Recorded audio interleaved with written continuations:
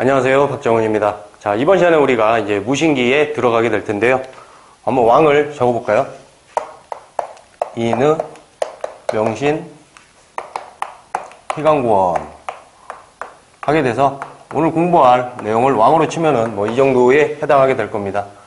우리가 지난 시간에 공부한 인종 때 무슨 일이 있었습니까? 이자겸의 난이 일어나게 되고, 몬벌귀족 경원이씨 이자겸의 난이 일어나게 되고, 그를 진압한 이후에 묘청이 서경천도를 주장을 하지만 그게 실패가 되게 되니까 묘청의 난이 일어나죠. 연호를 1000개, 그리고 국호를 대위국, 군사를 천견 충의군 하게 돼서 묘청의 난을 일으킵니다.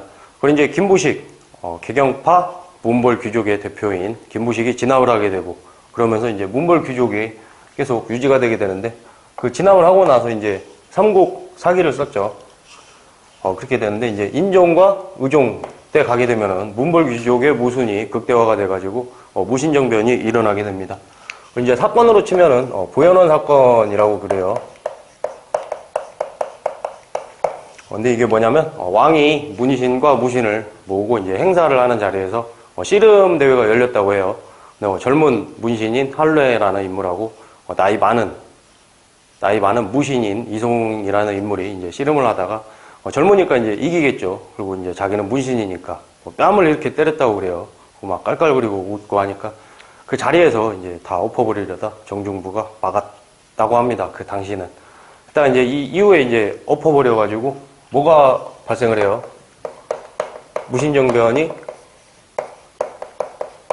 발생을 하게 되죠. 그래서 무신정변하게 되면 보현원 사건이라는 이 명칭을 같이 기억해주면 좋겠습니다.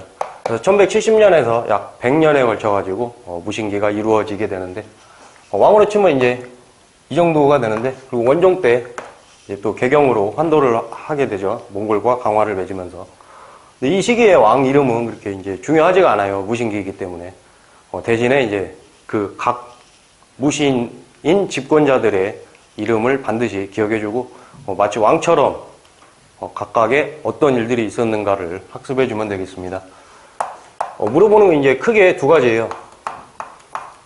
각 무신들이 집권을 했을 때 기구의 명칭과 그 기능, 이게 첫 번째고, 두 번째는 이제 난이 엄청나게 많이 일어나요. 그래서 초심자분들은 난을 공부하기가 굉장히 좀 짜증이 날 수 있는 그런 부분인데, 시험에서 굉장히 많이 나오기 때문에 꼭 참고 암기를 했으면 좋겠습니다. 그래서 처음에는 이제 이음인 등 무신들이 집권을 하게 되죠. 기구는 뭔가 하면은 중방이에요. 중방이라는 거는 상장군, 그리고 대장군으로 이루어진 그런 무신들의 회의 기구입니다. 이게 기존에도 있었어요. 기존에도 있었는데 이제 무신들이 정권을 잡게 되니까 중방을 중심으로 운영되게 되는 거죠. 그래서 중방은 이 이후에도 계속 이어집니다. 물론 이제 최씨 정권에 가게 되면 교정도감이라고 해가지고 교정도감이 생기면서 중방의 역할이 굉장히 낮아지게 되는데, 그래도 계속 기본적으로 쭉 깔고 가는 건 이제 중방이에요. 근데 이제 난이 굉장히 많죠. 처음에 이제 서계밀란부터 공부를 하게 되는데, 이제 농민의 난이에요. 뭐가 있습니까? 김무당의 난이 있습니다. 김무당은 이제 병마사인데, 김무당의 난은 뭘 주장한 건가 한다면, 지금 이제 의종을 해하고 명종을 해왔어요. 그리고 이제 이게 전개가 되는 건데, 의종은 이제 거제도로 귀향을 갑니다. 그 의종을 복유하자라는 주장을 하고 일어난 게 김무당의 난입니다. 다음에 이제 규법사 승려의 난, 규법사의 난도 있고, 서경유수 주의총의 난도 있죠. 근데 이제 주의할 거는 서계밀란은 농민 난이고 굉장히 장기간에 걸쳐서 이렇게 진행이 되고, 우리가 김보당의 난, 규법사의 난, 주의총의 난 이렇게 순서가 있다고 한다면, 서계밀란은 시작으로 치면은 가장 처음이라고 할 수도 있겠지만 계속 이 끝까지 유지가 되기 때문에 주의총의 난에 가담했던 인물들이 여기에 또 가담을 하게 되고, 그래서 서계밀란은 그렇게 순서 자체에서 중요하지는 않습니다. 김보당, 규법사, 조이총 정도가 세세하게 들어가면 중요할 테지만 더 중요한 건 이게 어떤 인물이 집권했을 때 일어났냐 하는 거죠. 그래서 규법사의 난 하게 되면은 여기가 이제 교종 승려의 난이라고도 해요. 규법사라는 거 자체가 이제 교종하고 관련이 있기 때문에 그러한데 우리가 이제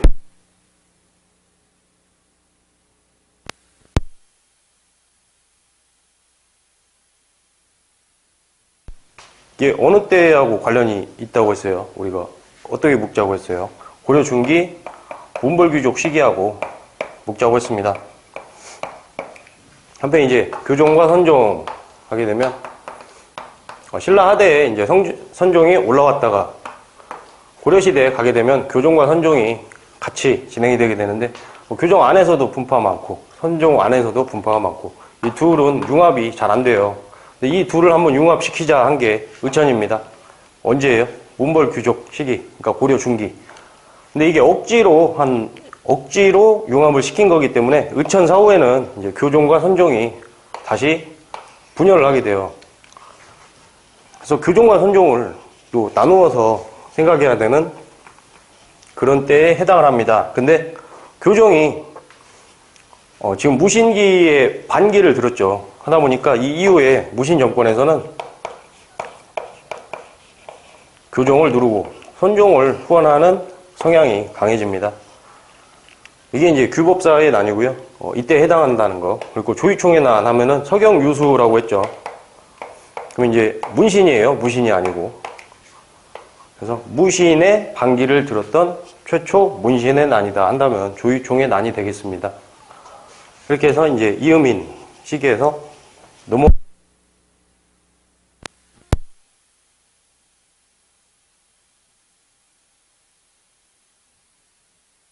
여기는 여전히 중방이에요. 나는 또 무슨 난이 일어났는가 하면은 망이 망소이의 난이 일어납니다. 우리가 망이 망소이의 난 하게 되면은 같은 용어로 공주 명학소의 난이라고도 불러요.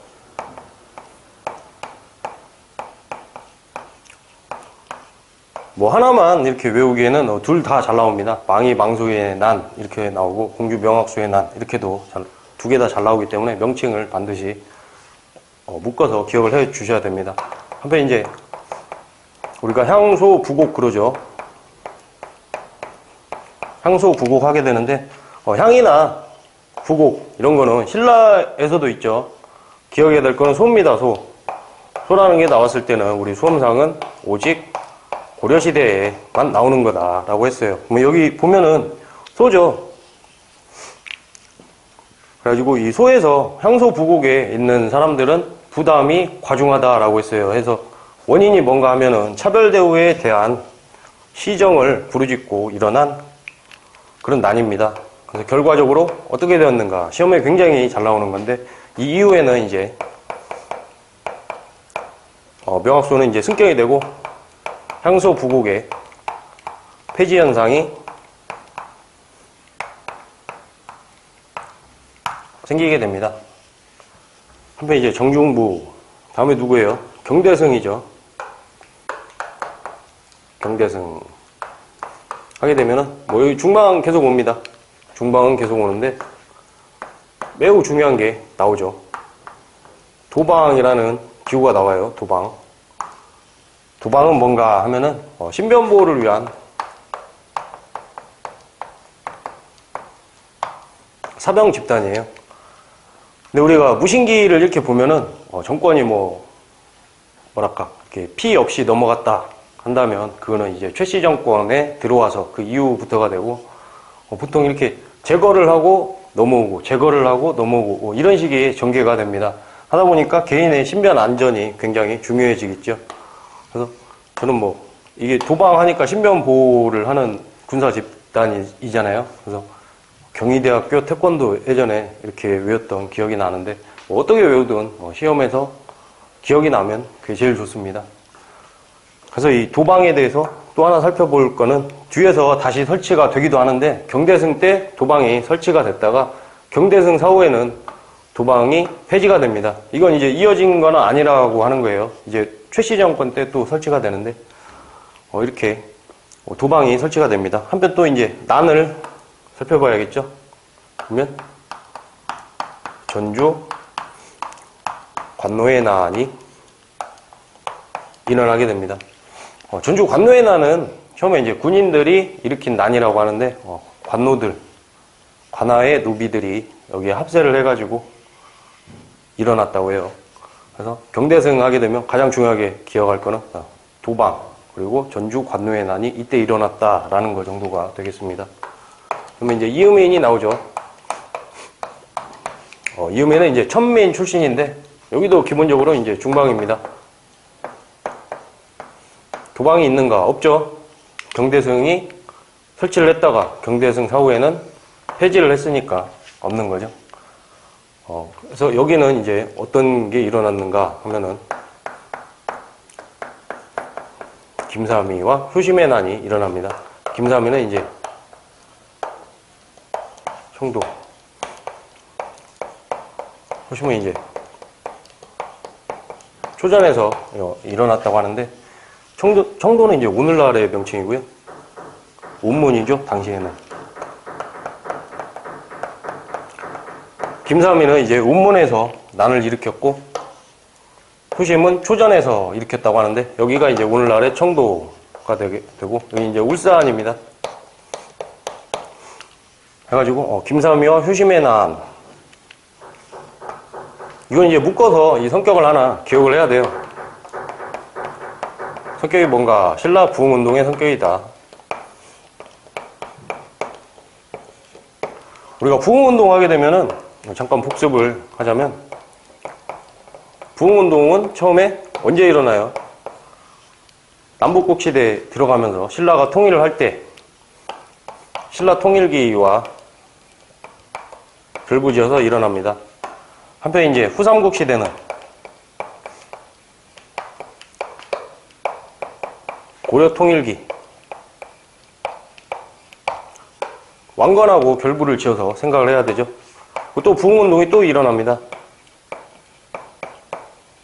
지금 하는 무신기 때 해당하는 거죠. 한편 이제 차이가 있다면, 부흥운동 여기에서는 이제 신라가 있으니까 고구려 부흥운동과 백제 부흥운동이 일어났다고 한다면, 무신기에서는 고구려 부흥운동, 백제 부흥운동, 신라 부흥운동이 다 일어나게 되죠. 나라가 이제 고려니까. 하게 돼서 경대승, 이음인, 정경, 이최, 그리고 이제 최씨 정권이 나오게 됩니다.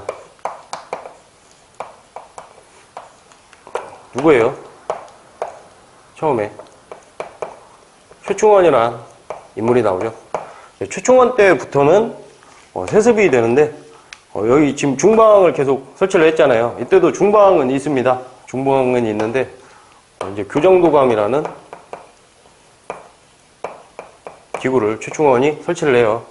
해가지고 최고 자리가 뭔가 하면은 교정별감이죠. 교정별감의 자리를 계속 세습을 하면서, 최충원 다음은 누굽니까? 최우가 나오게 되죠. 최우. 글씨를 굉장히 잘 썼다라고 하는데, 위에 적어야겠네요. 최충원부터 해가지고 이후에 이제 최우가 나오게 됩니다. 해서 교정도감의 최고 자리인 교정별감을 이제 세습을 하면서 그렇게 나가는 거예요. 한편 이제 최충원 때는 또 난이 3개가 있죠. 여기서 신라 부흥운동이 일어났는데, 신라 부흥운동이 한 번 더 일어납니다. 김삼위 효심은 이제 나왔고, 이비와 패좌의 난이죠. 이비와 패좌의 난. 해가지고 이것도 이제 신라 부흥운동의 성격을 띠게 되고요. 경주에서 일어나게 되죠. 이제 최광수의 난.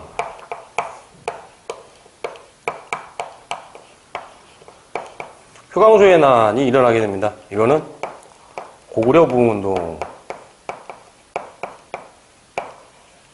기경에서 일어납니다. 이제 가장 많이 나오는 게 만적의 난이에요. 만적은 이제 최충원의 산업이다라고 하는데, 우리가 굉장히 시험에 잘 나오는 사료 중에 왕후 장상혜 씨가 뭐 어찌 따로 있겠느냐. 만약에 볼 때도 보니까 뭐 이음에는 천민 출신이고 정권이 계속 바뀌는 과정이 그냥 이기면 되는 거예요. 칼부림을 해가지고. 만적의 난이 최충원의 산호비로서 최충원을 지칭을 할 때 잘 나옵니다. 잘 나오는 이제 이유가 있겠죠. 잘 나오는 이유는 최충원 때 우리가 학습을 하면서 조금 외워야 할 그런 내용들이 많기 때문에 그래요. 최충원 하게 되면 이제 명종 때가 되게 되고요. 최씨 정권에서 최충원 때 계속 이렇게 가서 고종 때가 일반적으로 몽골의 침입이 여기에 해당하게 됩니다. 이제 최후 때죠. 몽골이 들어온 건 왕으로 치면 이제 고종에 해당하는 거고. 근데 이 이전에 명종에게 최충원은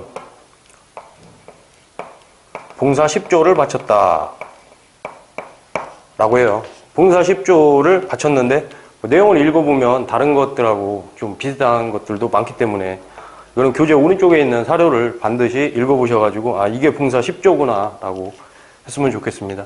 그래서 초반에는 뭐 최충원도 잘하려고 했던 걸로 보이는데 뭐 이게 잘 지켜졌는가? 이제 그렇지는 않아요. 그렇지는 않고 또 하나는 이제 진양후에 책봉이 됐다. 책봉이 돼서 이제 진주 지역을 노급으로 하사를 받고 흥령부라는 본인의 이제 기관을 설치를 합니다. 이것도 누군가 최충원이죠.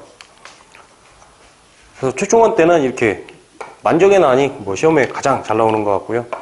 최광수의 난까지 가게 되면 이제 약간 지엽적인 거고 입이나 패좌의 난은 뭐 그렇게 출제 빈도가 높지는 않습니다. 다만 이게 나온다면은 최충원이죠. 그래서 약간 난이도가 올라가면은 입이 패좌의 난이 일어나게 되는데 좀 같이 김삼의 효심의 난과 같이 신라 부흥운동의 성격을 갖고 있기 때문에 묶어서 외워주시면 되겠습니다. 그래서 이제 최후가 오게 되는데 교정도감은 계속 가죠. 최씨가 세습을 하니까. 한편 이제 최충원 때 문신이 좀 등용이 돼요. 이게 최씨 정권의 성격이에요. 그래가지고 뭐 이규보 같은 문신들도 등용이 돼가지고 이때가 되게 되면 문신도 등용을 하고 그리고 불교도 후원을 하고 무신도 등용을 같이 하면서 어느 정도 균형을 잡고 안정화된 물론 이 힘에 있어서 안정화된 그런 모습을 보여주기는 합니다. 그리고 이제 도방도 다시 이때 가면 이제 설치를 하게 되죠. 근데 중요한 게 뭐냐면 정방을 설치를 하게 되고 서방을 설치를 하게 됩니다. 우리가 시험에 잘 나오는 포인트가 기고하고 이렇게 난인데 최후 때 가게 되면 이 두 가지가 굉장히 시험에 잘 나옵니다. 정방과 서방. 그럼 정방은 뭘 하는 기구인가 하면은 문신의 인사도 담당을 해요. 그래서 이제 인사권을 완전히 장악을 한 겁니다. 그러면 이제 서방은 문신의 수비 기구죠. 돌아가면서 이제 지키는 거예요. 그래서 정방과 서방 하게 되면은 최후하고 관련을 해가지고 매우 잘 나오는 그런 주제입니다. 아무튼 이제 이때 가게 되면 이제 중요한 게 몽골의 침입이죠. 근데 여기에 쓰기는 너무 적으니까 제가 이쪽을 이렇게 지우고 이쪽에다가 한번 써보겠습니다. 이제 몽골의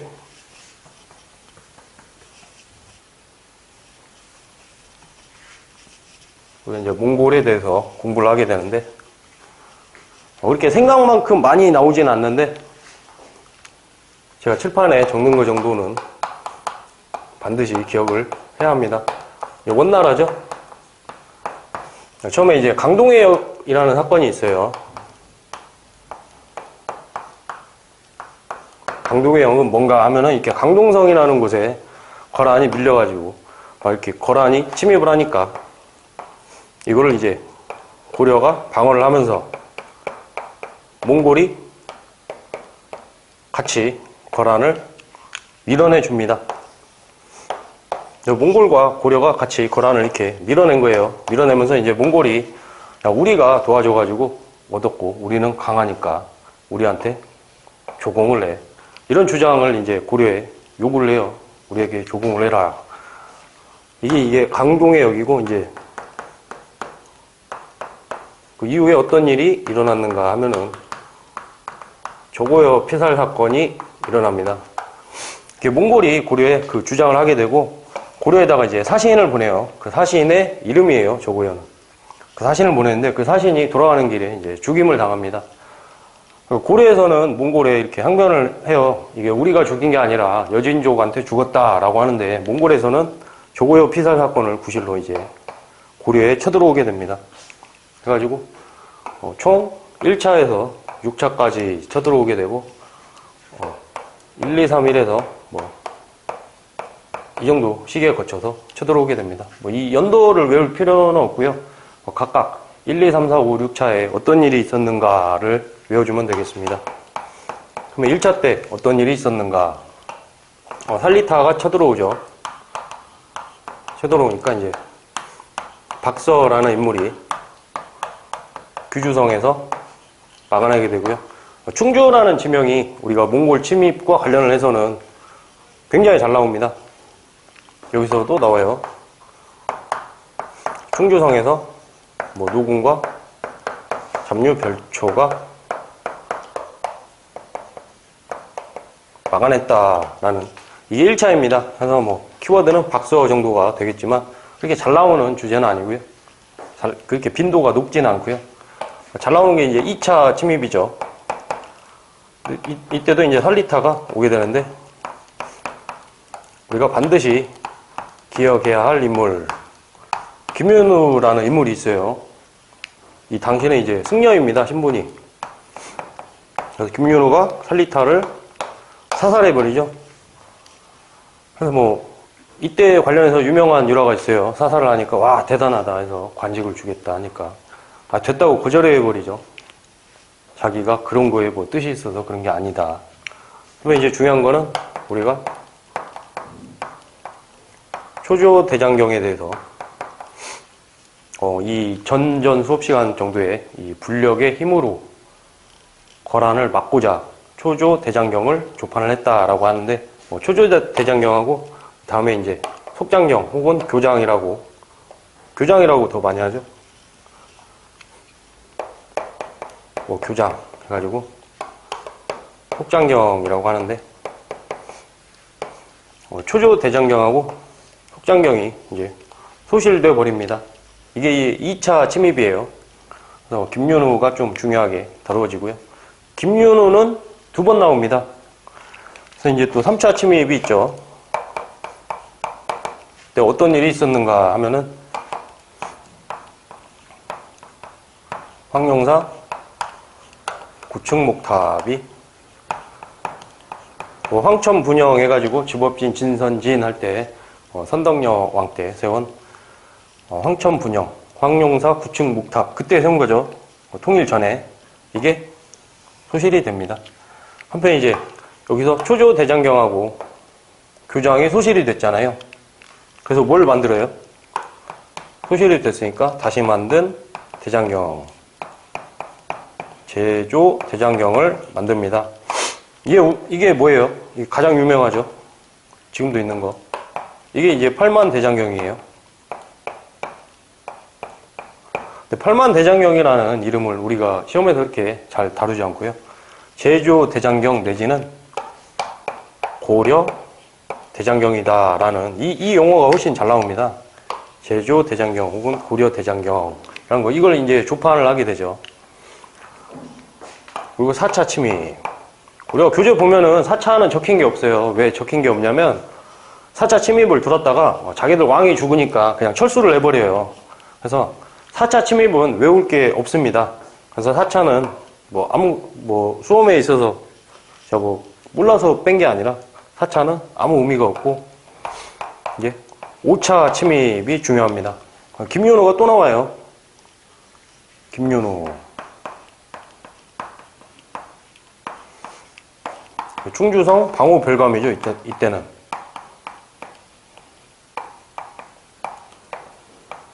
방호 별감을 하던 김윤호가 나오는데, 이 굉장히 유명한 이야기가 있습니다. 이때 이제 관노들하고 이걸 막았는데 막 몽골군이 쳐들어오니까 누비 문서를 다 불살라가지고 없애면서 이 침입을 막으면은 신분 귀천을 막론하고 너희들에게 관직을 주겠다라고 하니까 죽는 힘을 다해가지고 싸워서 이겼다고 하죠. 그래서 그 누비 문서를 불사른 사건, 그게 이겁니다. 그래서 이때는 이제 승려가 아니죠. 충주성 방호 별감이니까. 그래서 김윤호는 이렇게 2차에 한 번, 5차에 한 번, 2번 나옵니다. 그리고 마지막 6차. 그러면은 충주 다인철소에서 다인철소 주민들이 이제 막아내게 되는데, 이제 여기도 소죠. 그래서 이 이후에 승격이 되는데, 6차를 끝으로 이제 쌍성총관부를 설치를 하게 되고, 이 원종이죠. 원종이 몽골과 강화를 맺게 된 거예요.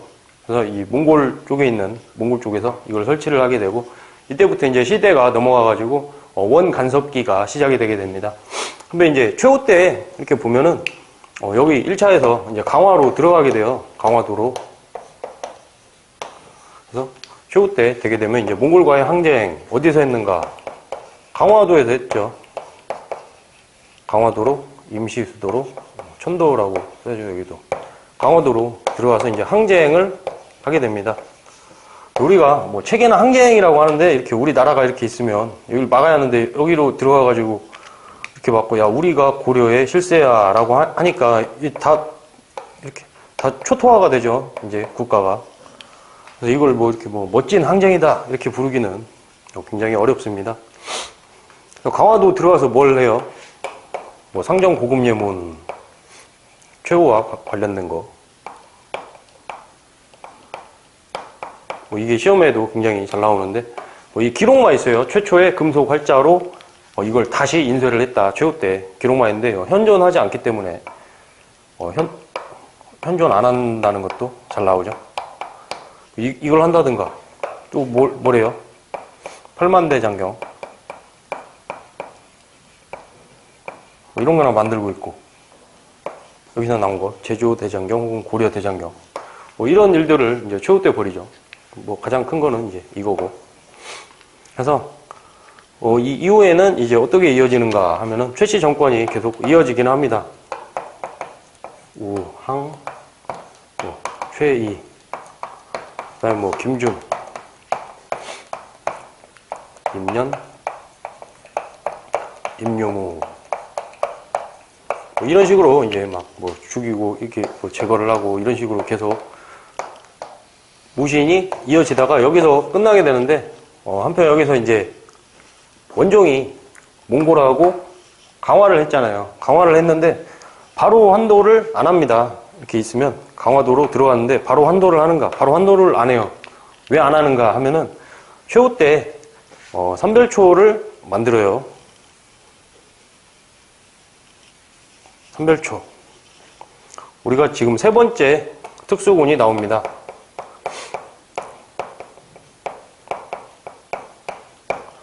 특수군 한번 적어볼까요? 지금까지 나온 거.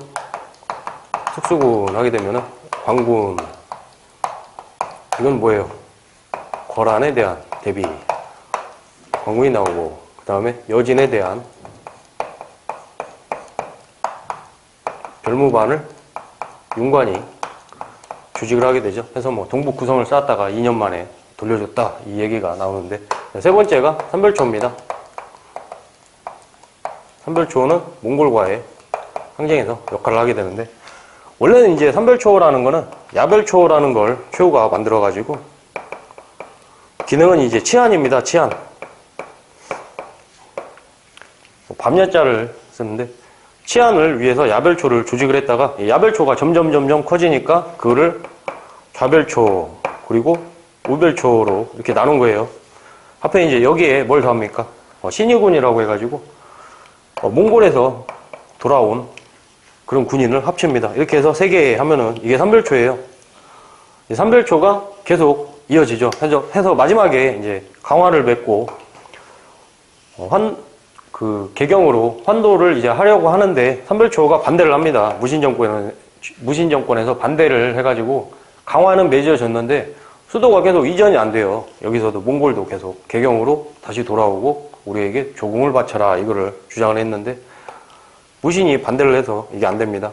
그래서 마지막에 삼별초가 어떻게 항쟁을 했는가, 이게 몽골에 관련을 해서 마지막 시험 문제 지점이 되겠습니다. 처음에 이제 강화도에 있다가 조정이 이제 환도를 하니까 어디로 옮깁니까? 진도로 옮기죠. 진도로 옮겨가지고 용장성이라는 걸 쌓고 승화후 원이라는 인물을 추대를 합니다. 그리고 이제 잘 나오는 게 일본에 문서를 보내요.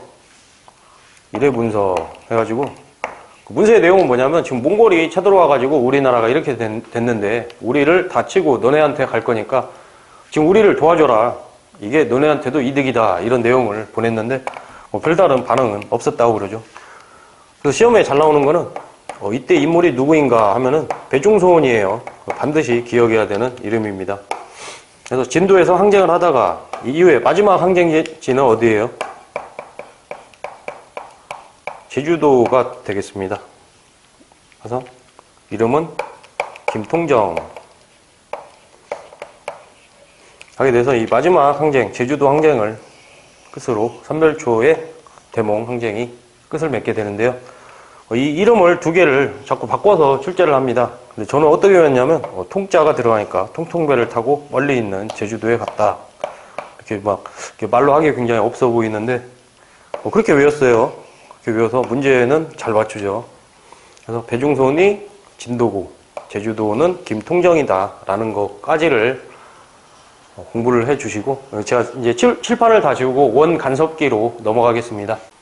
네, 칠판을 지워봤는데요. 그럼 이제 우리가 원 간섭기에 들어가도록 하겠습니다. 원 간섭기. 고종과 원종을 너무 아래다 적었네요. 고종과 원종을 한번 다시 조금 살펴보자 한다면 고종 때 몽골의 6차 침입이 있게 되고 쌍성 총관부를 설치를 합니다. 쌍성 총관부를 설치를 하고 몽골과 강화를 해요. 강화를 하고 바로 환도를 해요. 못하죠. 무신들이 반대를 하니까. 그래서 원종 때에 오게 되면은 마지막 무신이었던 임요무를 제거를 하면서 무신 정권은 끝이 납니다. 그리고 이제 개경으로 환도를 하죠. 개경 환도가 있게 되고 이 전 화면에서 공부를 했었던 개경 환도에 반해서 삼별초에 마지막 항쟁이 일어나게 됩니다. 배중소는 진도로 가서 용장성을 쌓고 승화후 온을 왕으로 추대를 하고 일본에 문서도 보내고 이 이후에 김통정은 제주도로 내려가서 마지막 항쟁을 하죠. 네, 제가 이제 교재를 편집을 할 때 무조건 왼쪽 페이지에서 하나의 단원이 시작돼서 딱 끝나게 이렇게 편집을 하다 보니까 우리가 무신기 하게 되면 여기까지 봐야죠. 그럼 이제 좀 이렇게 돼요. 이렇게 되고 원 간섭기 하게 되면 여기부터는 봐야죠. 최소한 좀 이렇게 돼요. 그래서 고종하고 원종이 이 지금 보시는 페이지하고 이 전 한 장 넘기며 이 전 페이지하고 이렇게 걸쳐서 되어 있습니다. 하다 보니까 제가 원종을 설명을 할 때 원종 밑에 이 흐름을 계속 이렇게 적어줬어요. 왕 이름을 안 적다 보니까 혹시나 거기나 딱 보면 거기만 딱 보면은 쌍성총관부 몽골 강화 이게 원종 밑에 다 이렇게 흐름을 쭉 적어준 건데 써 있으면서 이제 왕이 안 적혀 있으니까 그때 문제 풀다가 딱 펼쳤는데 거기만 보면은 이렇게 오해의 소지가 좀 있을 것 같아요. 그래서 개정판에는 거기도 왕의 이름을 적어줄까 하는데 다 적혀 있습니다. 위아래 그리고 전 페이지 이렇게 보면은 다 적혀 있긴 합니다. 혹시나 해서 말씀드리는 거예요. 그 부분. 그래서 이렇게 고종 때 쌍성총관부 그리고 몽골과 강화를 하게 되면서 원 간섭기가 이렇게 시작이 되게 되고요. 원종 다음에 누구예요? 충자로 시작을 하죠. 충렬왕부터 나옵니다. 원의 부마국이 돼요. 한편 이제 원종 때 또 뭘 설치를 해요?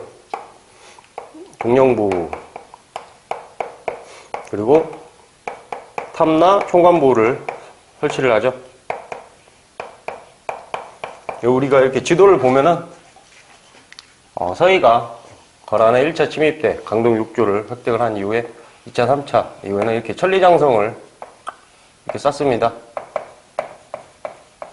압록강에서 두련포까지 쌓는데 쌍성총관부라는 거는 이제 이쪽에 있죠. 이쪽이 쌍성총관부고 이쪽은 동령부입니다. 그래서 여기가 쌍성총관부, 여기가 동령부. 탐나는 뭐 제주도겠죠. 이렇게. 그래서 탐나 총관부.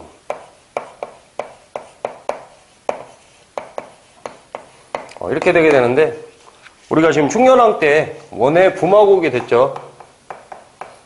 그래서 이 이후에는 원의 왕실의 여자들이 이렇게 시집으로 옵니다. 이제 공주 이름을 좀 기억하면 좋은데요.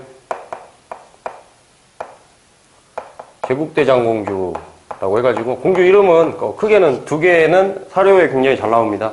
제국대장공주하고 국민왕 때 노국대장공주 이 두 명이 굉장히 잘 나옵니다.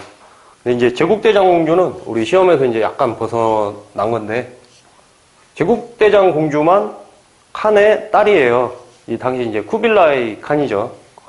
황제의 딸이 온 거는 제국대장공주고 나머지는 그냥 왕실 사람들이 온 겁니다. 그래서 유일하게 이제 황제의 딸이 직접 온 건데 이거 이제 이야기하는 이유는 제국대장공주를 관련된 걸 이렇게 읽어보면 굉장히 좀 슬퍼요. 너무 어릴 때 와가지고 개구쟁이고 그러기도 한데 나중에는 굉장히 잘합니다. 근데 국민왕은 노국대장공주를 너무 사랑해서 노국대장공주가 죽은 다음에 슬픔에 빠져가지고 자제위를 설치를 하고 이제 남자를 좋아하죠. 그때부터 그런다고 하는데 제국대장공주는 좀 사랑을 좀 못 받아요. 못 받았다. 좀 슬픔에 잠겼다 죽고 하는데 굉장히 슬픕니다. 그걸 적어보니까 제가 생각이 나서 완전 금수저죠. 요즘으로 치면 찾아볼 수 없는 아버지가 쿠빌라이 칸인데 그래서 갑자기 생각이 나서 이렇게 말해봤습니다. 근데 이렇게 부마국이 되면서 이제 세조구제라고 하죠. 세조구제. 원의 세조가 고려는 자치를 약속을 합니다. 그래서 지금 쌍성총관부 그리고 동령부 이런 데는 원의 직속이에요. 원의 직속인데 이쪽은 고려의 자치를 허용을 해준 거예요. 이게 굉장히 특이한 겁니다. 몽골이 정복한 국가 중에서 자치를 허용을 해줬다는 거는. 가지고 세조구제에서 자치를 허용을 해줬고 불개토풍이라고 해가지고 우리 고려의 고유 풍습을 바꾸지 않습니다. 근데 이제 영향은 받은 건 굉장히 많아요. 영향 받은 건 굉장히 많은데 이제 억지로 바꾸지 않고 이걸 지켜줬다는 거죠.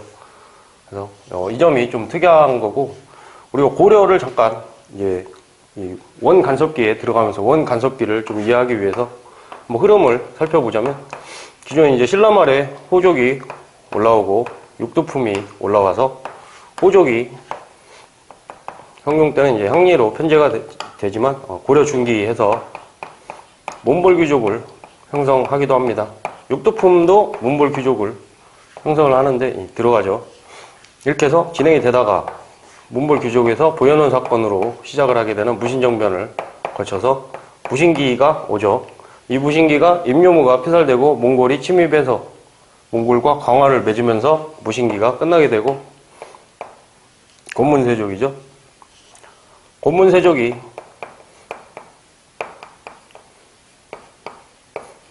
시작되게 되는데 이때 중기까지만 해도 과거가 굉장히 중요해가지고 향리들이 주연공거법 같은 걸 통해서 몬골 귀족의 반열에 들 수도 있다. 그래서 사학이 융성도 했다. 이렇게 기억을 했어요. 이제 곤문세족으로 가게 되면은 음서 같은 걸 통해서 대동장을 소유를 하게 돼요. 땅과 하천을 경계로 이런 식의 표현이 나옵니다. 무신기 때 최씨 정권 이후에는 문신들도 많이 등용이 되게 되고 이런 쪽에서 이제 친원파 세력이죠. 이 당시에 이제 왕은 어떻게 했어요? 왕 하면 이제 충자로 시작하는 명칭이 격화된 왕들인데 왕은 원나라의 눈치를 굉장히 봐요. 눈치를 보는 와중에 이 세력이, 권문세족 세력이 막 경거망동을 하고 행패를 부리고 하니까 여기를 눌러서 개혁을, 시도를 많이 합니다. 이제 다 실패를 했죠. 성공하기가 이제 너무 어렵죠. 여기는 이제 친원파 해가지고 뭐 입성 책동 해서 고려 자체를 원의 성으로 하자, 막 이런 주장도 있고 그래요.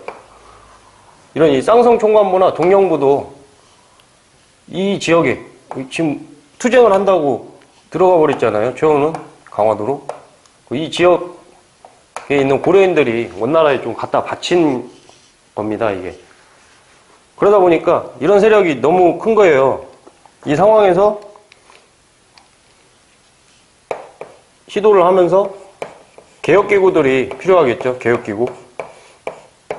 그래서 지금부터 공부할 내용은 충렬왕부터 이 뒤쪽에 원간섭기 하게 되면은 개혁기구의 명칭이 굉장히 중요합니다. 여기서 뭐가 나오는가 하면은 향리들이 계속 이어져 와서 이 개혁기구를 하려면 권문세족하고는 반대편에 있어야겠죠. 신라 중기에 육두품 세력이 왕권과 결탁을 해가지고 지위가 향상된 것과 비슷하게 개혁기구를 하는 데는 이제 신진사대부가 들어가요. 이들은 이제 항리 출신이 많습니다. 이걸 이제 제지사족이라고 하죠. 제지사족.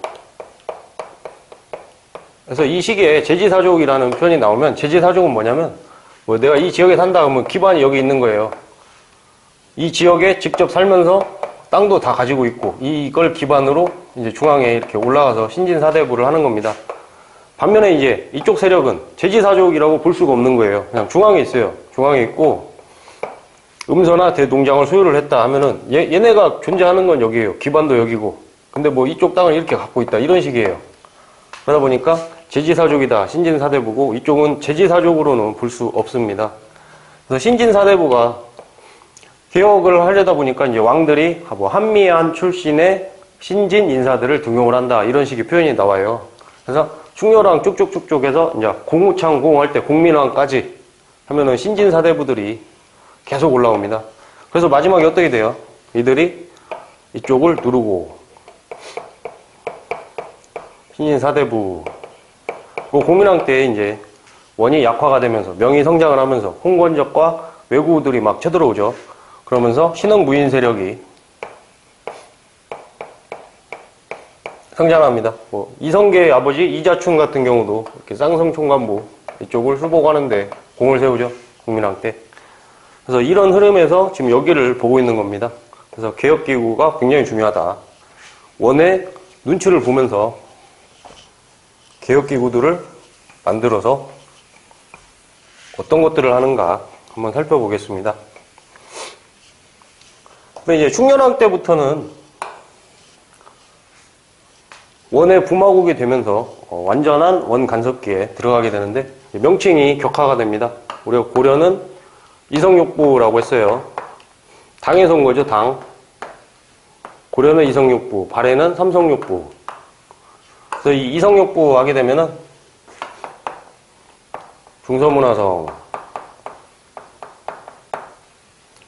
당의 중서성과 문화성을 합친 중서문화성, 그리고 상서성 해서 이 이성인데, 이걸 이제 첨의부라는 걸로 개편을 합니다. 억지로 한 거예요. 몽골의 원에서. 그리고 이제 육부, 이게 이제 이성이죠. 육부 하게 되면, 우리가 조선을 항상 기준으로 외웁니다. 그러면 2호의 병영공인데, 고려는 이병호형 예공으로 제가 쓸게요. 이게 이제 이 부마다 서열이 이렇게 있어요. 있어가지고 조선은 2호의 병영공, 고려는 이병호형 예공인데 서열을 물어보는 문제는 제가 말을 했던 것 같은데 아주 예전에 물어본 적은 있는데 안 물어본 지가 오래돼서 우리가 서열을 기억할 필요는 없습니다. 제가 이 순서로 쓴 거는 이제 일부 사사로 바꾸는데 그걸 쓸 때 좀 유리해서 그래요.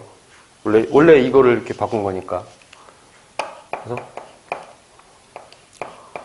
전리사 정부는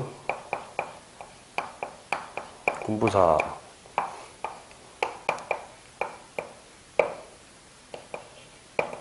판도사 그리고 전법사 이렇게 해가지고 이제 사사죠. 그래서 일부 사사로 바꿉니다.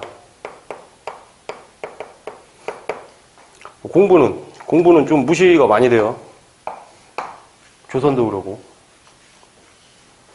그래서 이렇게 일부 사사로 관제가 격화가 되고요. 한편 이제 도병마사하고 식목도감이라는 게 있어요. 우리가 이제 뒤에서 배울 건데, 도병마사, 식목도감.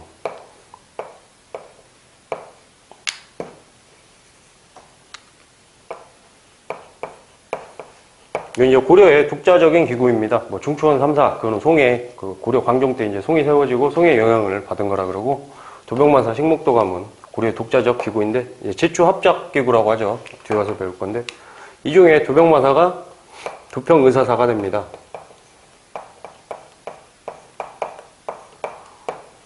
원 간섭기에는 이게 최고 기구가 돼요. 그래서 이걸 같은 말로 뭐라고 불렀는가 하면 도당이라는 명칭으로 불렀습니다. 한번 이제 이때 세력이 누구라고 했어요? 권문세족이라고 했죠. 권문세족들이 이런 요직을 차지하고 앉아가지고 그것도 음서로 그냥 세습하는 거죠. 과거를 보고 올라온 게 아니라. 그래서 그렇게 권문세족의 세상이 됩니다. 한편 또 뭐가 있어요? 웅방을 설치해가지고 매를 징발한다든지, 결혼도감, 공녀죠. 공녀를 바친다든지. 공녀로 간 사람들의 이제 대부분은 굉장히 비참한 삶을 살았다라고 하는데, 괴중인 기와홍과 같이 높은 자리에 올라가가지고 친원 세력으로서 국민학 때 나오죠. 그런 인물들도 있습니다. 아니 손마소. 이건 반원 인사를 색출하는 겁니다. 반원 세력, 색출. 손마소. 또 뭐 있을까요? 이런 것들이 이렇게 있는데, 이게 다 충렬왕 때부터 이제 시작이 됩니다. 그래서 맨 위에다가 정리를 해놨죠. 그 이제 대부분 충렬왕 때부터 시작이 되는 거고요. 충렬왕 때부터 이제 부마국이 되면서 동령부나 탐라 총관부는 반환을 받아요. 여기도 반환. 있는 건 뭐예요? 이거는 계속 존재하죠. 한편 이제 가장 중요한 거는 시험에 잘 나오는 게 중요하겠죠. 정동행성이 시험에 가장 잘 나옵니다. 그래서 이제 국민학 때는 정동행성을 설치를 하게 되는데, 정동행성이라는 거는 맨 처음에는 이제 일본 원정을 가기 위해서 설치를 했습니다. 해가지고 정동행성의 장이 누구냐 하면은 고려왕이에요. 여기서 이제 충렬왕이겠죠. 그래서 이렇게 설치를 했는데 실제로 일본 원정을 떠납니다. 다만 2번이나 가는데 2번 다 태풍으로 실패를 하게 돼요. 그래서 이 이후에는 정동행성은 계속 존속을 하면서 고려하고 원의 연락기구로서 작동을 합니다. 한편 이제 부속기관 중에 정동행성 이문소라는 게 있어요. 여기 이제 뭔가 관련된 죄인을 잡아가지고 신문을 하고 벌을 주고 그런 기관인데, 이후에 이제 변질이 되면서 불법적으로 운영이 되면서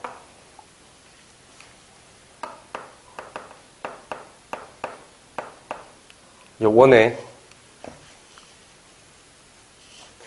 내정간섭에서 내정간섭 기구로 사용이 되게 됩니다.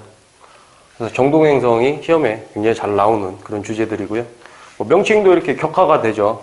원래 종 했던 거를 앞에 충을 붙인다든지, 아니면 이성 육부 우리가 할 때 중서문화성의 효고 자리, 문화시중, 우리가 최충이 문화시중의 자리에 있다가 나와가지고 문헌공도를 세우고 그러죠. 그 문화시중이 첨의부로 이렇게 바뀌잖아요. 일부 사사로 할 때 첨의부 중찬이 된다든지, 아니면 전하를, 폐하라는 명칭을, 우리가 고려는 황제국을 태조 때부터 썼다고 했어요. 광종 때 가장 잘 나오는 거긴 하지만, 이거를 전하라고 바꾼다든지, 이런 식으로 명칭도 격화가 되고 그런 것들이 이렇게 일어나게 됩니다. 근데 이제 가장 중요한 게 개혁기구라고 했죠. 충렬왕 때 개혁기구와 명칭이 굉장히 중요합니다. 전민, 변정도감. 그래서 뭐 아까 말한 주로 이제 등용되는 개혁기구에 등용되는 인물들은 신진사대부라고 했어요. 근데 전민, 변정도감이 왜 중요하냐면 전민, 변정도감은 한번 이렇게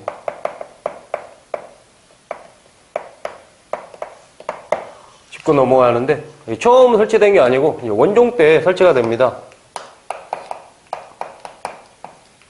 그 이후에 충렬왕 때도 설치가 돼요. 이후에 우리가 공우창공 하게 될 때 공민왕 때도 설치가 되고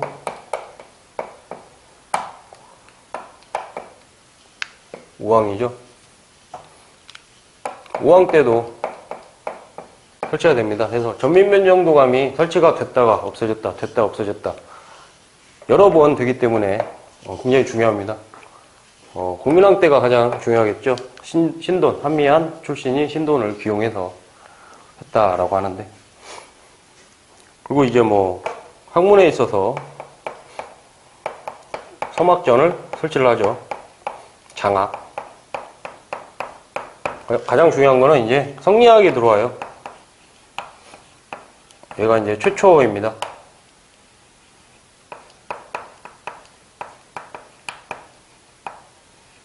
인물이 누가 있습니까? 안양이 있게 되죠. 그래서 뭐 이 이후에 뭐 백이정, 이재현 막 이런 인물들이 오게 되는데, 그건 이제 우리가 사상사 가가지고 공부를 하도록 하고요. 충렬왕 다음에 충선왕이 나오죠. 여기서도 이제 중요한 게 하나가 있는데, 충렬왕하고 지금 밑에가 충선왕이잖아요. 근데 왕위가 충렬왕이 했다가 충선왕이 했다가 다시 충렬왕이 했다가 다시 충선왕이 했다가 이런 식으로 원의 영향을 받으니까 그래요. 너 왕해 했다가 물려줘 했다가 다시 해 했다가 다시 줘, 이런 식이 됩니다. 그래서 딱 여기는 기억을 해야 돼요. 왕위가 이렇게 바뀌고 이 뒤로는 이제 쭉 갑니다. 그래서 우리가 사료에서 보면 뭐 부자 사이에 실로 부끄러운 일들이 많았다라는 그런 사료가 있습니다. 우리 책 오른쪽 페이지에 정리되어 있는데 그런 페이지가 있습니다. 하면은 이 둘 중에 하나예요. 그리고 특히나 이제 충렬왕과 충선왕이 시험에서도 가장 잘 등장하는 그런 왕들입니다. 업적들이 집중되어 있고 충렬왕 때는 이런 몽골의 영향을 부마국으로서 처음 받으면서 이런 제 옆에 적은 이런 일들이 계속 일어났기 때문에 그래요. 그래서 충선왕이 되게 되면은 이제 또 개혁기구 왕을 쭉 적어볼까요? 충렬선 쭉 충해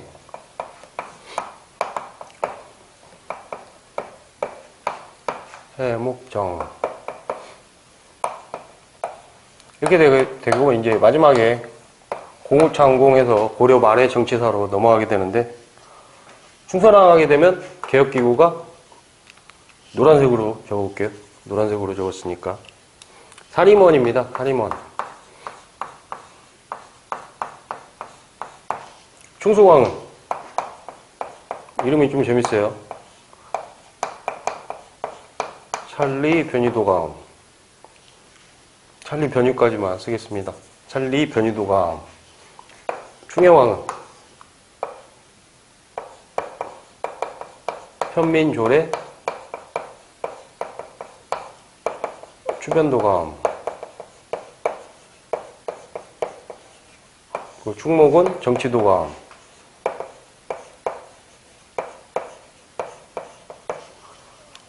이렇게 되는데, 우리가 전민 변정도감은 중요하다고 했고 사림원도 중요하고 찰리 변유, 이 정도는 이름만 외워주면 됩니다. 정치도감. 그래서 어떤 왕 때 어떤 개혁기구가 쓰였는가, 충렬왕과 충선왕은 업적을 다 외우는 게 굉장히 중요하고요. 나머지는 업적이 그렇게까지 많지는 않아요. 저는 충해왕은 특히나 시험에 안 나올 줄 알았어요. 죽어도 안 나올 줄 알았는데 이게 한 번 나온 적은 있습니다. 그래서 깜짝 놀랐는데, 물론 나와버리니까 사료가 뭐 다시는 안 나올 것 같은데, 우리 문제집에는 실어놨어요. 실어놓고, 기본서에는 넣지 않았습니다. 충해왕은 왜 그러냐면은, 이것만 외우면 될 것 같은데, 시험이 나와서 좀 놀라긴 했어요. 근데 충해왕은 왜 그러냐면, 우리가 조선시대에 가게 되면 연산군이 있죠. 연산군. 우리가 보통 뭐, 폭군이고, 여자 좋아하고, 이런 거 하면은 연산군을 떠올리는데, 이렇게 찾아보면, 뭐, 연산군이 그냥 커피다 하면은, 이분은 티오피입니다. 해가지고, 죽어도 시험에 안 나올 줄 알았는데, 나왔더라고요. 물론 이제 그 시험은 보기들을 잘 읽어보면 풀어낼 수 있는 그런 문제였습니다. 낼 게 없는데, 그렇게 해도 나와요. 공무원 시험이. 지역적으로. 그래서 충해왕은 원나라로 끌려갔다가 이제 죽었다는 소식을 듣고 백성들이 굉장히 좋아했다. 그런 평가를 받는 인물입니다. 그래서 중요도가 좀 낮고, 나머지는 정치도감, 찰리 변이도감 정도만 외우면 되고요. 충정왕도 중요도가 없습니다. 공민왕은 매우 중요하죠. 그래서 우리가 지금부터 충선왕을 공부를 하자면 정방을 폐지를 합니다. 정방이 뭐예요? 최후가 문관 인사를 위해서 설치를 한 거죠. 정방 그리고 서방, 문신 수기기구로 해가지고 정방과 서방을 설치를 했었는데 이때 정방을 폐지하고요. 정방사림원, 소금 전매제를 실시합니다. 소금은 굉장히 중요하죠. 특히나 이 시대에 소금과 철 하면은 굉장히 중요한 국가 자원이라고 했어요. 그래서 소금 전매제 실시가 굉장히 잘 나오고요. 재상지종을 발표를 합니다.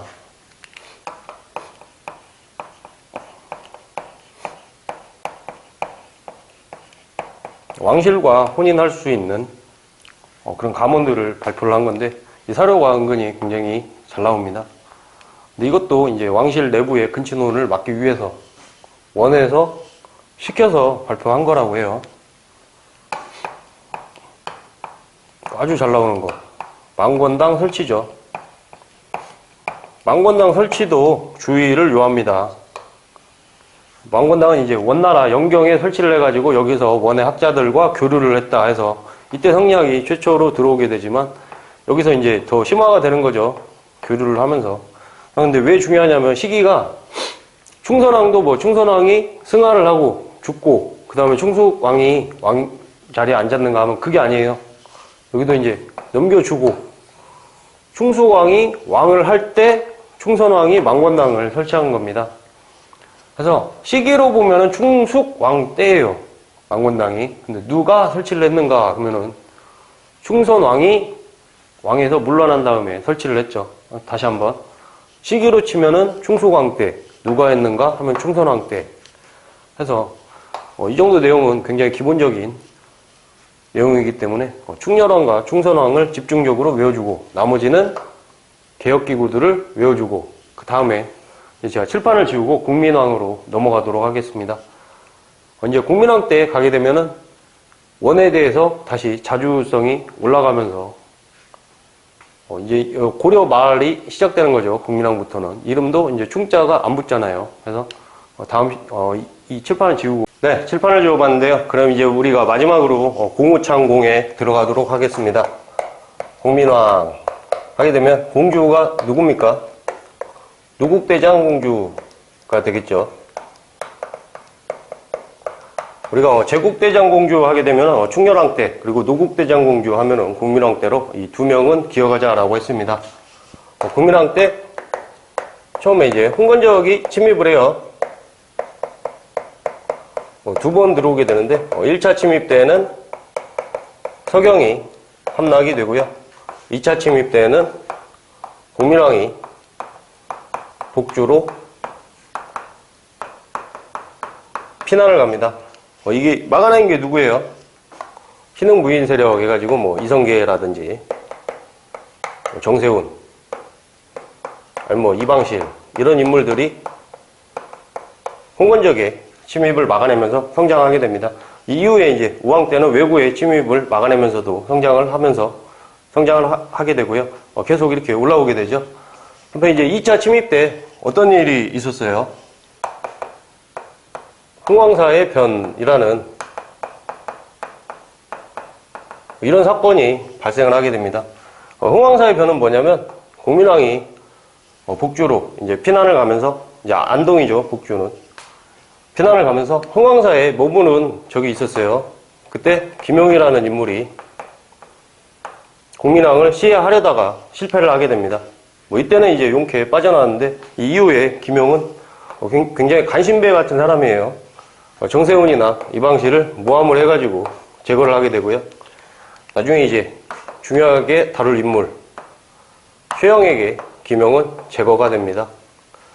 그래서 이 이후에 흥왕사의 변이 입군하게 돼서 공민왕은 전민 변정도감을 설치를 하게 되죠. 우리가 개혁 기구로서 전민 변정도감은 설치를 했다가 없어졌다가 존폐를 반복한다고 했습니다. 우리가 고원 할 때, 원종 때, 그리고 충렬왕 때, 그리고 지금 하는 국민왕 때, 그리고 우왕 때가 될 텐데요. 가장 중요한 거는 이제 지금 하는 국민왕 때입니다. 그래서 누가 주도를 합니까? 중이죠. 신돈. 신돈이 주도를 해가지고 전민 변정 사업을 이제 실시를 하게 되면서 고문세족이 세력이 약화가 되게 되고, 그리고 신진사대부들이 성장을 하게 되죠. 여기서 이제 또 중요한 게 정방을 국민왕 때도 폐지를 합니다. 정방은 이 앞에서 우리가 충선왕 때도 폐지를 하지 않았는가 한다면 맞습니다. 이게 존폐를 또 거듭한 그런 기구예요. 정방은 최후가 처음에 설치를 하죠. 문신들의 인사를 위해서. 근데 이거를 이제 폐지를 하면서 신진사대부가 성장한 거는 정방이 그동안 신진사대부의 등장을 계속 막고 있었던 그런 측면이 강합니다. 권문세족은 음서를 통해서, 과거보다는 음서를 통해서 등장을 하고 계속 그 세력을 이어간 반면에 이들은 이제 과거제를 통해서 등장을 하게 되죠. 그래서 신도원 하게 되면 이때 이제 국학이 아니고 성균관이죠, 이름이. 성균관이 부흥을 하게 되고 과거제도 부흥을 하게 되고 이런 식의 개혁이 펼쳐지게 됩니다. 이런 개혁이 펼쳐지게 되면서 이제 공민왕은 원명 교체기를 이용해서 반원 자주책을 펼치게 됩니다. 외세가 이제 원이 하락을 하게 되고 명이 성장을 하게 되는 그런 시기죠. 그래가지고 이름도 공민왕인데 공민왕과 관련된 사료를 보게 되면 변발을 하고 호복을 입고 있었는데 신하가 그러지 마십시오 하니까 공민왕이 매우 좋아했다라고 합니다.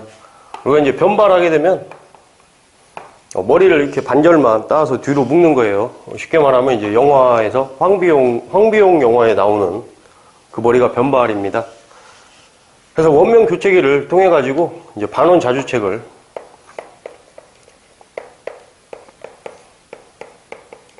실시하게 되는데 반원 자주책에는 우리가 지금 이성욕부가 일부 사사가 됐죠.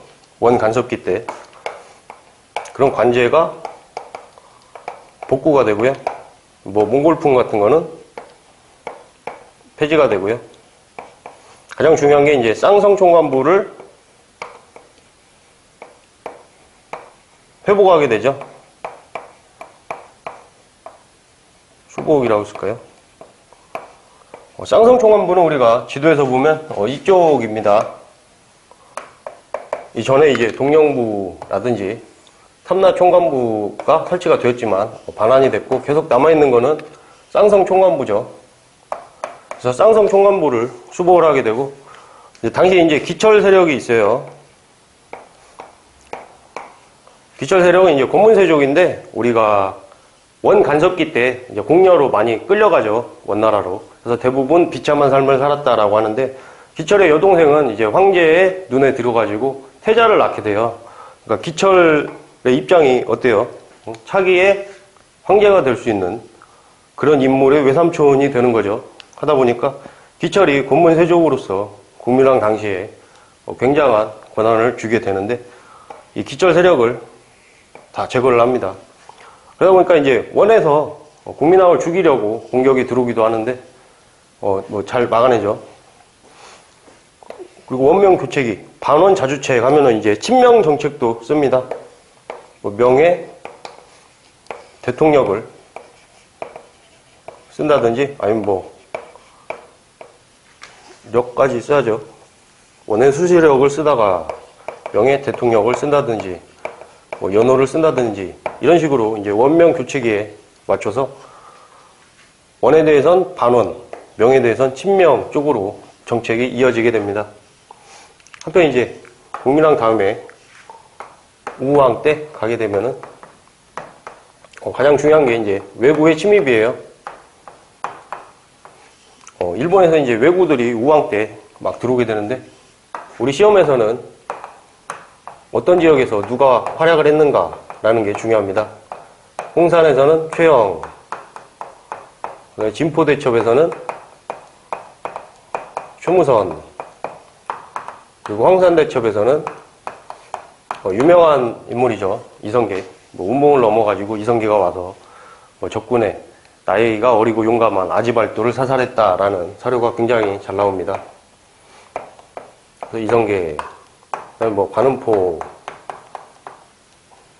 뭐 정지라는 인물이 활약을 하게 되는데 이 과정에서 신흥 무인 세력이 성장을 하게 되죠. 그래서 홍산은 지금으로 치면 부여고, 진포는 뭐 금강, 황산은 이제 전라북도 남원, 그리고 관음포는 이제 남해 쪽입니다.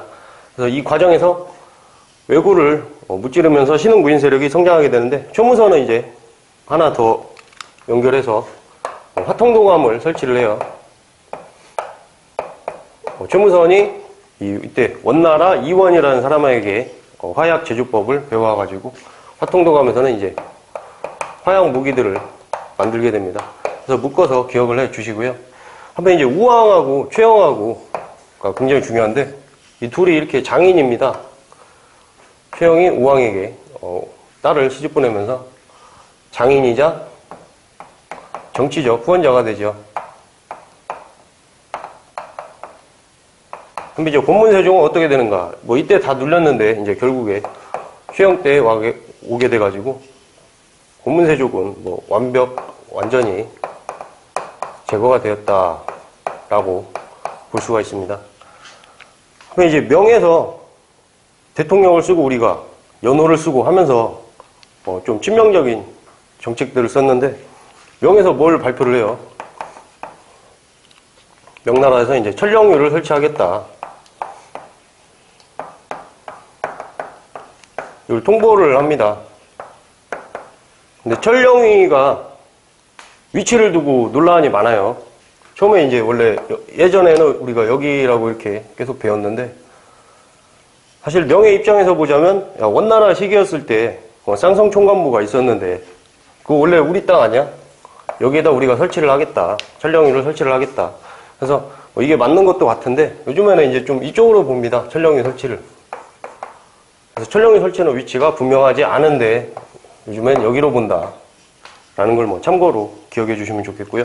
천령위 설치 통보를 하니까 이제 분화가 되죠. 그 신흥 무인 세력이. 그래가지고 유동을 정벌하자.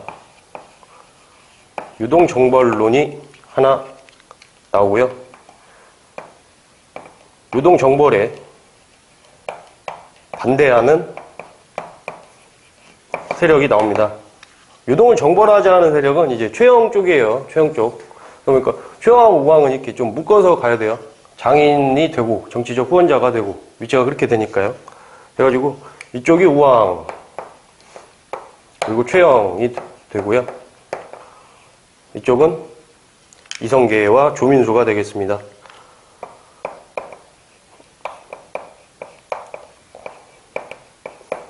그래서 뭐 최영은 굉장히 깨끗한 사람입니다.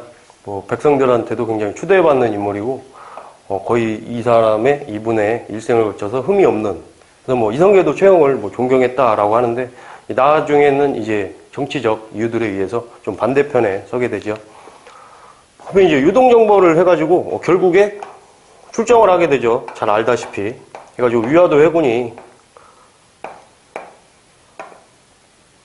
일어나게 되는데 1388년에 이 회군이 일어난 과정을 사실 살펴보면 재밌습니다. 최영이 이제 요동 정벌을 주장했으니까 물러서는 인물이 아니에요. 최영은 전투에 나가서 다 이기고 그런 인물인데 나이가 굉장히 많고 이때 신흥 무인 세력의 가장 위에 있는 그런 인물입니다. 그래서 최영이 만약에 이성계와 조민수를 데리고 출정을 했으면 위화도 회군을 하지 않았을 거예요. 않았을 거고 역사가 지금하고 다르게 전개가 됐을 텐데 최영이 출정을 하려고 하니까 우왕이 최영을 잡습니다.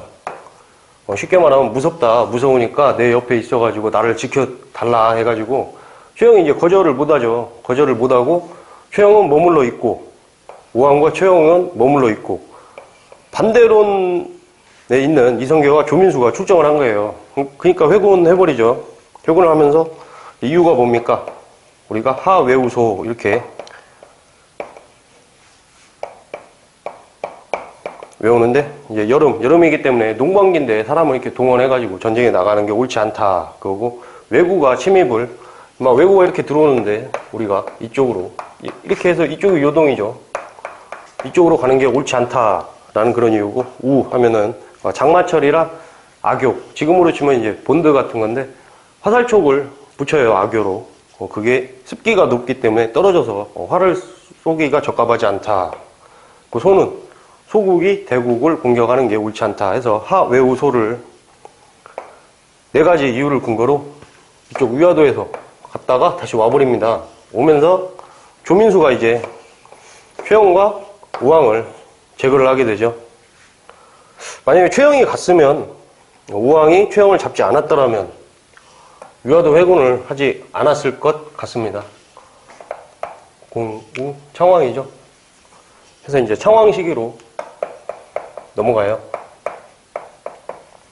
조민수가 우왕과 최영을 제거를 하고 우왕이 제거됐으니까 다음에 이제 청왕이 나오게 되는데 청왕 때 가면은 우리가 외구와 관련을 해가지고 쓰시마를 외구 침입이 계속되니까 쓰시마를 정벌합니다. 이게 시험에 굉장히 잘 나와요. 잘 나오는 이유는 이제 조선 세종 때 가면은 쓰시마 정벌이 한 번 더 나오기 때문에 그것과 구별을 해가지고 잘 나오게 되는데 인물 이름을 그래서 박위를 반드시 기억을 해야 됩니다. 그래서 박위의 쓰시마 정벌이 청왕 때 한 번 있었고 한번 이제 이때가 되게 되면 우리가 지금 신진사대부가 계속 올라오죠.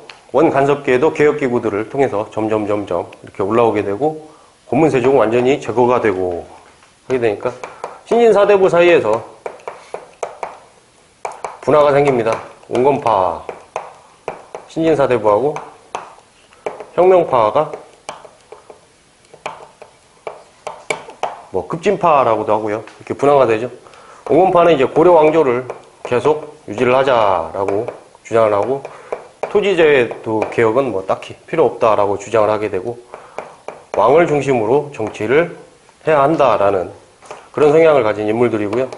혁명파는 새로운 왕조를 개창을 하자. 그리고 토지제도가 새로 필요하다. 그리고 재상 중심의 정치로 국가를 운영해야 한다라는 그런 주장입니다. 인물들의 이름을 기억을 해야죠. 길제, 이색, 정몽주가 될 테고요. 혁명파는 이제 이름부터 굉장히 혁명적이에요. 뭐 조준 할 때 조준, 아니면 이제 우리가 잘 아는 도전, 정도전입니다. 해가지고 이제 어떻게 돼요? 결과는 온건파가 제거가 되고 이방원의 역할이 굉장히 컸죠, 사실. 여기하고 이성계 일파가 신흥 무인 세력인 이성계 일파가 힘을 합쳐서 마지막 공양왕 시기로 넘어오게 됩니다. 근데 이제 명분이 필요하겠죠. 자기들이 잘못한 게 아니라 바른 걸 바르게 했을 뿐이다 라고 해가지고 명분이 이제 폐가입진입니다. 폐가입진. 가짜를 없애고 진짜를 세운다. 가짜를 폐하고 진짜를 세운다 라는데 우왕하고 청왕은 신돈의 자식이라는 거예요. 근데 이제 우리가 공부해서 조금 더 들어가서 이게 정말 신돈의 자식인가 생각을 한다면 국민왕이 뭐 나는 태자가 있으니까 상관이 없다 이런 말을 평소에 많이 하고 다녔다고 하는데 이렇게 읽어보면 국민왕은 자식이 없었던 걸로 보는 게 좀 더 사실에 부합하지 않나 그런 생각을 합니다. 그래서 우왕과 청왕은 뭐 진짜 신돈의 자식일 수도 있는 것 같아요. 근데 뭐 시험에 그렇게 나오진 않고요. 여기서 혁명파와 이성계가 힘을 합쳐가지고 폐가 입진을 명분으로 우왕과 청왕을 폐합니다. 하면 이제 이 이유가 굉장히 중요한데요. 이제 과전법을 실시를 하죠. 전직과 현직에게. 그런데 이게 1391입니다. 그리고 3군도 총재부를 설치를 해가지고 이성계가 3군도 총재사가 됩니다. 이게 또 1391이에요. 이게 왜 중요하냐면 지금 1391년이잖아요. 과전법을 하고 조선을 건국한 거예요. 1392년. 그리고 이제 한양으로 천도를 하죠. 한양 천도에는 정도전의 역할이 굉장히 컸습니다. 이 과정에서도 뭐 이방원이 사실 가장 기여가 많았죠. 그래서 조선이 건국되기 이전에 과전법이 먼저 실시가 됐다는 거가 좀 포인트로 나옵니다. 하필 이제 명과의 관계에서는 우리가 명에서 천령위를 설치한다라고 하니까 고려가 가만히 있지 않고 이 조그만 나라인데 명에서 볼 땐 유동을 정벌 한다고 막 왔다가 돌아왔다는 소식이 이렇게 전해져요. 명에서는 좀 깜짝 놀랐죠. 깜짝 놀라가지고 이후에 명과의 관계가 호전이 되면서 이 과정이 일어나게 되지만 조선이 건국한 이후에는 명과는 초반에는 사이가 좋지 않습니다. 뭐 정도전에 표전문을 불소나무를 문제 삼아가지고 사이가 안 좋다가 정도전이 이방원에게 제거가 되면서 태종 이후에부터 명과의 사이가 좋게 쭉 나가게 되죠. 그래서 다음 시간에는 우리가 통치구조하고 사회 문화사 쪽을 들어가도록 하겠습니다. 감사합니다.